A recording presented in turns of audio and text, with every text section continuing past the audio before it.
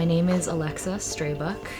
I am the editor-in-chief of the International Examiner. The mission of the International Examiner is to promote critical thinking, dialogue, and action through topically relevant and culturally sensitive coverage of the Chinatown International District and Asian Native Hawaiian Pacific Islander American communities. I would like to think I've always been a journalist, mostly because I'm kind of nosy and I like asking questions. So under the guise of professionalism, I now do that for a living. I go way back with the International Examiner. I got started per se as a reader first. I'm from this area. Just having a tactical or a tangible item to interact with as a young person was really meaningful to me.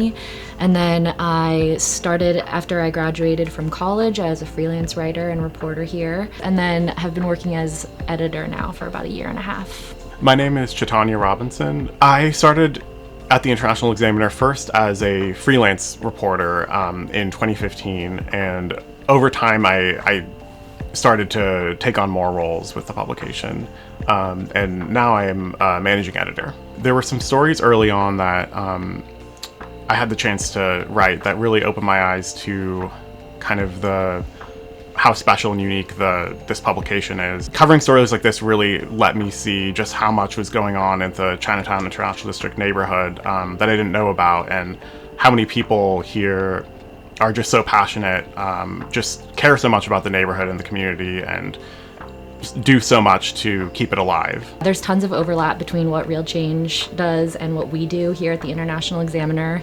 Spotlighting normal people is one of them, I think, being a voice for everyday folks, and yeah, just trying to balance out the media landscape. We operate independently. We're outside of the mainstream media, where you might get a particularly dominant narrative that probably serves the interest of businesses or serves the interest of the city.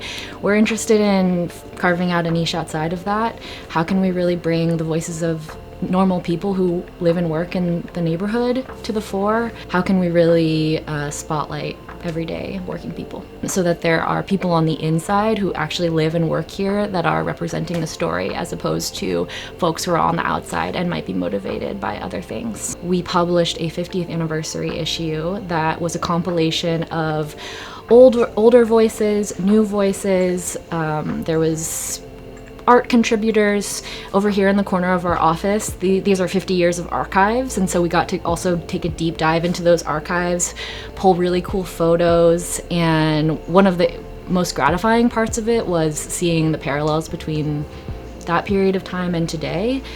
Seeing how things have changed and how they haven't was a really cool experience. A big challenge in general is finding the time and the resources to adequately cover everything that's going on in the neighborhood.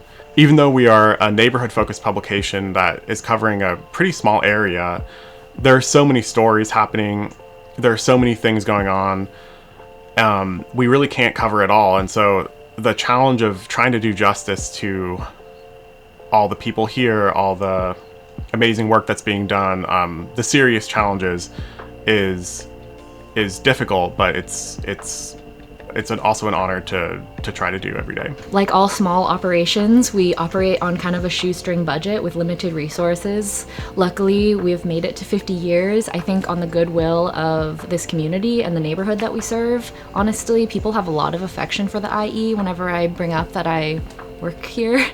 And so we really are a very small staff operating with limited resources, but there's also something kind of beautiful about that. I think anytime you're operating with restrictions, there's an opportunity to get creative, to tap into the relationships that you've worked to build, and to rely on the strength of what this neighborhood represents. It's a working class neighborhood of refugees and immigrants for the most part, and we're really proud of that.